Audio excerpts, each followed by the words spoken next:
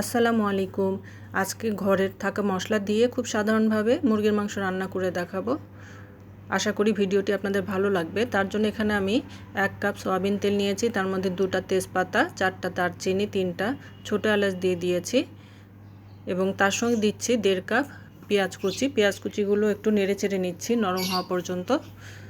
এরপরে এখানে দিব 1.5 টেবিল চামচ আদা বাটা, 1.5 টেবিল চামচ রসুন বাটা। এগুলো দিয়ে একটু এর কাঁচা গন্ধটা যাওয়া পর্যন্ত নেড়ে নিচ্ছি। এবার বাকি মশলাগুলো দিব। এখন দিয়ে দিচ্ছি 1.5 চা চামচ হলুদ গুঁড়া, 1.5 টেবিল চামচ লাল মরিচের গুঁড়া অর্থাৎ শুকনো মরিচের গুঁড়া, 1.5 চা চামচ জিরার গুঁড়া, 1.5 চা চামচ ধনিয়ার গুঁড়া। এগুলো দিয়ে অল্প পানি দিয়ে একটু কষিয়ে নিচ্ছি। ভিডিওটি যদি আপনাদের ভালো লেগে থাকে তবে লাইক করতে ভুলবেন না। আর স্বাদ মতো দিয়ে দিচ্ছি লবণ। এগুলো দিয়ে কষিয়ে নিচ্ছি। আমি 2 বার অল্প অল্প করে পানি দিয়ে ভালো করে মশলাগুলো কষিয়ে নিয়েছি।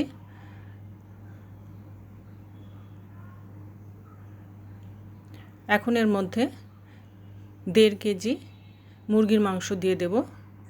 মাংসগুলো দিয়ে একটু নেড়ে চেড়ে ঢেকে রাখবো। এখান থেকে অনেকখানি পানি বের হয়ে আসবে।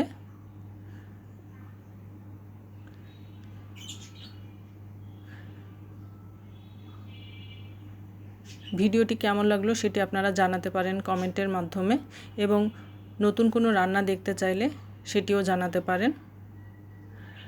আর সাবস্ক্রাইব করে আমার পাশে থাকার অনুরোধ জানাচ্ছি।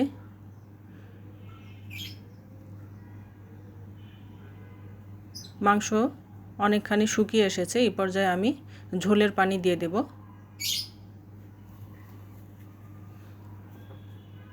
এই পর্যায়ে আপনারা লবণটা দেখে নেবেন। তা আমি সামান্য পরিমাণে লবণ দিয়েছি। এখন কিছুটা ঘন হয়ে আসা পর্যন্ত ঢেকে রাখছি। এই তো রান্না হয়ে গিয়েছে।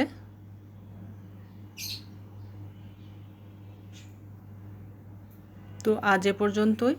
আবার নতুন কোনো ভিডিও নিয়ে হাজির হব ইনশাল্লাহ। আল্লাহ হাফেজ।